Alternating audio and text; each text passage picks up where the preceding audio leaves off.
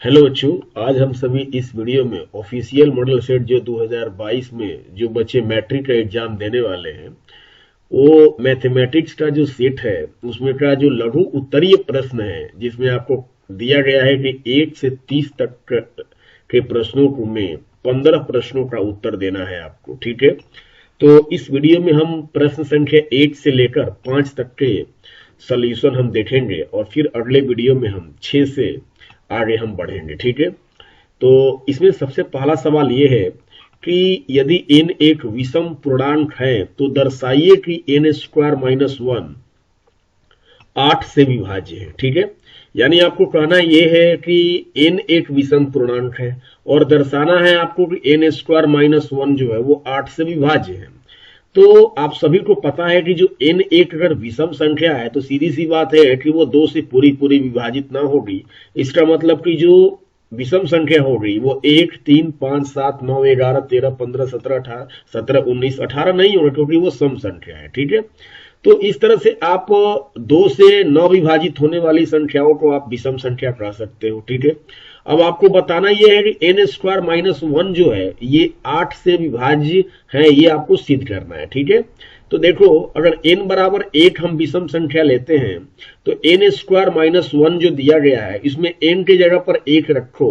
ठीक है, तो 1 का स्क्वायर माइनस 1, इसका रिजल्ट क्या हुआ 0, और 0 में तुम 8 से अगर भाग देते हो तो इसका रिजल्ट 0 आता है। ठीक है, उसी तरह से अगर विषम संख्या हम 3 लेते हैं तो 3 यहां पर रखने पर 3 का स्क्वायर 9 और 9 में से घटा 8 और 8 से ये 8 कट जाता है यानी 1 आएगा। ठीक है, उसी तरह से विषम संख्या 5 लेते हैं तो और 5 रखने पर हमारा 5 पचे 25 में से 1 घटा 24 आता है और 24 भी 8 से क्या होता है कट जाता है। ठीक है, उसी तरह से विषम संख्या हम 7 लेते हैं और यहाँ पर 7 का स्क्वायर 49 माइनस 1 कितना हो गया 48 और 48 भी क्या होता है 8 से कट जाता है।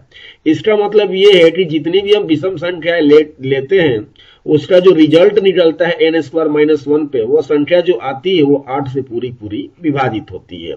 इससे ये सिद्ध होता है कि n स्क्वायर माइनस 1 में n का मान अगर हम 1, 3, 5, 7 अगर रखते हैं तो ये 8 से क्या हो जाती है विभाजित हो जाती है। इस आधार पर हम कह सकते हैं कि जो n स्क्वायर माइनस 1 जो है वो 8 से पूरी पूरी विभाज्य है। ठीक है, तो इस तरह से ये आपको पहला सवाल कंप्लीट होता है। अब हम चलते हैं दूसरे प्रश्न की ओर। दूसरा प्रश्न ये है कि यूक्लिड के विभाजन एल्गोरिथ्म का प्रयोग कर 960 और 432 का मौसर ज्ञात करें। ठीक है, तो पहले आप इस भाग विधि से मौसर निकाल लेते हैं कि 432 और 960 का। ठीक है, तो 432 और 960 का मौसर निकालना है तो आप 2 बार में ले जाइए, तो 2 बार में ले जाइए तो 2 दूना 4, 2 3 6 और 2 चौके 8 यानी 864। 10 में से 4 घटा 6 और ये 15 में से 6 घटा 9। ठीक है, अब आप उतार दीजिए 432 को, 432 उतर गया। फिर आप 4 बार में ले जाइए तो 4 छड़े 24 के 4 हासिल 2, 4 9 36 2 38। ठीक है, तो 12 में से 4 घटा 8, 12 में से 8 घटा 4, ये 48 हो गया। फिर आप 96 को लिख दीजिए, फिर 48 दूर कितना हुआ 96 हुआ। ठीक है, इस तरह से आपका जो मौसा है यानी अंतिम भाजक कितना है 48 है। इस तरह से आपका मौसा 48 हो गया।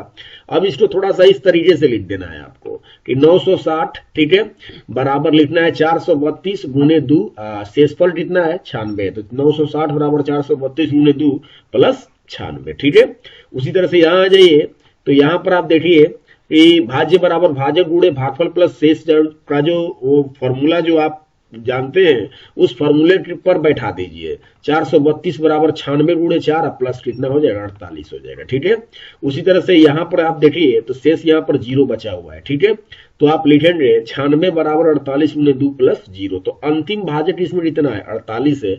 इस तरह से 69 इतना हो गया 48 हो गया। तो आपका ये दूसरा सवाल भी कंप्लीट होता है। नंबर 3 कहता है कि वह सबसे बड़ी संख्या ज्ञात करें। ठीक है, जो 438 और 606 को विभाजित करती है और प्रत्येक दशा में 6 शेषफल देती है। ठीक है, तो ऐसे कभी भी प्रश्न आते हैं प्रत्येक दशा में इतना शेष देती है। ठीक है, और बड़ी से बड़ी संख्या निकालनी है, ये ध्यान में रखिएगा, आपको बड़ी से बड़ी संख्या निकालनी है। तो पहले क्या करनी है कि जो संख्याएं दी हुई रहती है उसमें आपको ये प्रत्येक दशा वाली जितनी भी शेषफल की बात कर रहा है उसको आप माइनस कर दीजिए। 438 में से 6 कर दीजिए माइनस, और 606 में से 6 कर दीजिए, तो 432 आएगा और यहाँ पर 600 आएगा। और आपको निकालनी है सबसे बड़ी संख्या, ठीक है। तो बड़ी संख्या पूछेगा तो आप उसका मौसत दोनों का निकाल दीजिए, ठीक है। क्योंकि आप जानते हैं कि बड़ी संख्या का मतलब हुआ कि महत्तम, यानी कि सबसे बड़ी संख्या, ठीक है। आप निकालते हैं मौसत का पूरा नाम आप बोलते हैं कि महत्तम समापवर्तक, ठीक है। तो इस तरह से आप समझ सकते हैं कि बड़ी संख्या पूछेगा तो हम मौसा निकाल देंगे। तो 432 और 600 का मौसा निकाल दीजिए। चलिए एक बार में ले जाइए, तो एक बार में 432 हुआ, 10 में से 2 घटा 8 और 9 में से 3 घटा 6 और ये 5 में से 4 घटा 1। अब 168 है और 432 को यहाँ लिख दीजिए, ठीक है। अब 2 बार में ले जाइए, तो 2 बार में ले जाइए तो 336 आएगा। तो 12 में से 6 घटा 6 और 12 में से 3 घटा 9, ठीक है। फिर ये 168 को यहाँ लिख दीजिए। एक बार में ले जाइए तो 96 एकम 96 हो गया। 8 में से 6 घटा 2 और 16 में से 9 घटा 7। फिर 72 एकम 72, अब 6 में से 2 घटा 4 और 9 में से 7 घटा 2, 24 हो गया। फिर इस 72 को लिख दीजिए, ठीक है। आप तो इसे जरूर आप समझते ही होंगे कि कैसे ये आप पहले से ही इस टाइप के जो मौसा निकाले भी होंगे। तो 24 ये इतना हुआ, 72 हुआ। तो इस तरह से आपका जो अभिष्ट संख्या होगी, जो आपका प्रश्न के अकॉर्डिंग जो आंसर होगा वो होगा 24, ठीक है। तो इस तरह से आपका तीसरा नंबर क्वेश्चन भी कंप्लीट होता है। नंबर 4 कहता है कि द्विघात बहुपद 5y² माइनस 13y माइनस 6 के शून्यकों को ज्ञात करना है आपको, ठीक है। तो देखो दिया गया है कि 5y² माइनस 13y माइनस में 6, ठीक है। तो एक काम करते हैं कि इसका थोड़ा कंसेप्ट आप समझ लीजिए कि शुरू वाला में जो दिया हुआ है 5y² और अंत में दिया हुआ है -6, आप इन दोनों में गुणा कर दीजिए, ठीक है। मन ही मन गुणा करिए। 5y² माइनस 6 कितना हो गया, माइनस में 30y² हो गया, ठीक है। अब आप देखिए यहाँ पर -13y को 2 भागों में तोड़ा गया है, तो -15y प्लस 2y, ठीक है। अब जरा सोचिए कि -15y प्लस 2y क्या -13y आ सकता है? तो आप इससे समझ सकते हैं -15y प्लस 2y, इसका जो अगर मान होगा -15y प्लस 2y, तो इसका मान -13y हो सकता है, ठीक है। अगर इन दोनों में ही गुणा करने की बात की जाए तो आप -15 में 2y से गुणा करेंगे तो आपका आंसर -30y² आ जाएगा, ठीक है। यानी -15y में 2y से गुणा भी करके चेक कर लीजिए तो आपका आंसर आएगा -30y²। और आपको शुरू वाला में और अंत वाला से गुणा करने पर भी उतना ही लाना था, -30y² ही लाना था, ठीक है। इस तरह से -15y प्लस 2y यहाँ पर बैठा देना है आपको। अब इन दोनों में देखिए, इन दोनों में आपको कॉमन क्या मिल रहा है, ठीक है। तो 5y कॉमन मिल रहा है तो 5y निकाल लीजिए। 5y² में से 5y निकाल लिए तो 1y सिग्नल बच गया यहाँ पर अंदर। फिर माइनस के माइनस, 5 की पढ़ा में 15 कितनी बार में, 3 बार में हो गया। प्लस के प्लस, ये 2y माइनस 6 है तो इसमें से 2 निकाल लीजिए, तो y हो गया 2 3 6, ठीक है। इस तरह से ये सेम आ गया तो समझ जाइए कि आपका जो सवाल बन रहा है वो बिल्कुल सही है, ठीक है। तो चलिए y -3 दोनों में से किसी एक को लिख दीजिए। y -3 लिख दिए, और बाहर कौन सा है 5y और क्या है +2, तो 5y + 2 लिख दीजिए। तो यहां तक से आपका ये गुणनखंड हो गया, ठीक है। और आपको तो शून्यत निकालनी है ना, तो आपको शून्यत निकालने थोड़ी सी स्टेप और बढ़ जानी है कि यदि लिखकर बना दीजिए कि y -3 बराबर 0, तो y बराबर क्या हो जाएगा 3 हो जाएगा। फिर इसी तरह से 5y + 2 बराबर में क्या है 0 है, तो प्लस में 2 है इधर आएगा तो माइनस में 2 हो जाएगा। और y ये 5 जो गुणा में है तो इधर आएगा तो भाग में हो जाएगा। तो इस तरह से y बराबर आपका -2/5 हो गया। तो इस तरह से आपका चौथा नंबर क्वेश्चन भी कंप्लीट होता है। अब हम चलते हैं नंबर 5 की ओर। तो नंबर 5 कहता है कि द्विघात बहुपद x² + 9x + 20 के शून्यकों तथा गुणांकों के बीच के संबंधों की जांच करनी है आपको। तो पहले काम करते हैं, पहले इसका शून्यक निकालते हैं, ठीक है।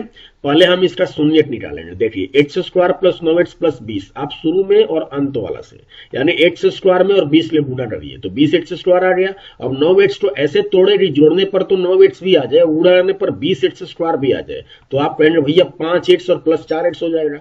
5x और 4x को जोड़िए, 9x भी आ सकता है, ठीक है। और इनको गुणा करिएगा आपस में तो आपका 20x² भी प्लस में आ जाएगा। तो इसका मतलब बिल्कुल यही सही होगा, ठीक है। अब देखिए इन दोनों में से आप कॉमन देखिए क्या मिलता है इसमें। इन दोनों में से x² + 5x में से क्या मिलता है, x मिलता है।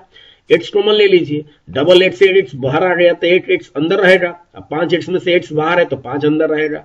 फिर इन दोनों में से कॉमन लीजिए, 4x प्लस 20 में से तो 4 ले लीजिए, तो 4x में से 4 निकाल दिया, क्या बचा, x बचा। 4 के पढ़ा में 20 कितनी बार में, 5 बार में, तो ये दोनों सेम टू सेम है, इसका मतलब सही है। तो आप दोनों में से किसी एक को लिख दीजिए, x प्लस 5, और बाहर कौन सा है, x है, और प्लस में कितना है, 4 है, तो x प्लस 4 हो गया। ठीक है, अब शून्य निकालिए इसका, x प्लस, यदि लिटरली लिखिए x प्लस 5 बराबर 0, तो प्लस 5 उधर जाएगा तो माइनस 5 हो जाएगा। उसी तरह से x प्लस 4 बराबर 0 है तो उधर जाएगा तो माइनस में 4 हो जाएगा। तो इस तरह से आपका शून्य आ गया। अब कहता है कि शून्य को और गुणांकों के बीच संबंधों की जांच करनी है। ठीक है, तो यहां तक तो आपको समझ में आ गया होगा कैसे शून्य निकाला गया है। ठीक है, अब आगे समझिए। देखिए, द्विघात बहुपद दिया हुआ है x square plus 9x plus 20, इसके दो शून्य, एक आपका -5 आया था और एक -4 आया था। तो द्विघात बहुपद के जो दो शून्य होते हैं हम लोग उसे कहते हैं एक अल्फा और एक बीटा। एक नंबर का प्रश्न ये भी आता है कि द्विघात बहुपद के कितने शून्य होते हैं। आप सभी जरूर बच्चे बताएंगे कि द्विघात बहुपद के जो शून्यकों की जो संख्या होती है अधिकतम वो 2 होती है। ठीक है, एक हम अल्फा कहते हैं और दूसरे को बीटा कहते हैं। और ये भी आपको पता होना चाहिए कि अल्फा प्लस बीटा बराबर क्या होता है, तो -b बटा में a होता है। अल्फा का मान कितना है, -5 है, और बीटा का मान कितना है, -4 है। और देखिए यहां पर जो है एक जो द्विघात बहुपद आपने बनाया है उसमें आप गुणांकों को देखें तो एक्स स्क्वायर का जो गुणांक होता है वो a होता है, यानी a बराबर 1 है, और जो x का गुणांक होता है वो b होता है, यानी b बराबर कितना है, b बराबर 9 है, और जो अंतिम में जो बचता है वो c होता है, तो c बराबर कितना है, 20 है। तो इस तरह से आपका माइनस का माइनस हो गया, b का मान कितना है, b का मान 9 है, 9 लिख दीजिए, a का मान कितना है, a का मान 1 है, 1 लिख दीजिए। तो -5 और -4 -9 हो गया, और इधर भी आपका माइनस में 9 हो गया। इसका मतलब कि LHS बराबर क्या है, RHS है। तो इसके शून्यकों और गुणांकों के बीच ये संबंध की जांच हो गई। इसी तरह से एक और फॉर्मूला होता है अल्फा इंटू बीटा बराबर क्या होता है, c बटा में। तो अल्फा का मान कितना है, -5 है, और बीटा का मान कितना है, -4 है, और c का मान कितना है, 20, और a का मान 1, माइनस माइनस क्या हो जाएगा, प्लस, गुणा है। ठीक है, तो 5 के 20, इधर भी हो गया आपका 20। तो इस तरह से आपका LHS बराबर क्या हो गया, RHS। तो हमने इस पार्ट में हमने 1 से लेकर 5 तक के प्रश्नों को सॉल्व किया, अगले पार्ट में हम 6 से लेकर 10 तक के प्रश्नों को सॉल्व करेंगे। ठीक है, और चैनल को हमारे सब्सक्राइब कर दीजिए कि आपको जो हम वीडियो अपलोड करें तो आपको सबसे पहले ये इसका नोटिफिकेशन प्राप्त हो। धन्यवाद।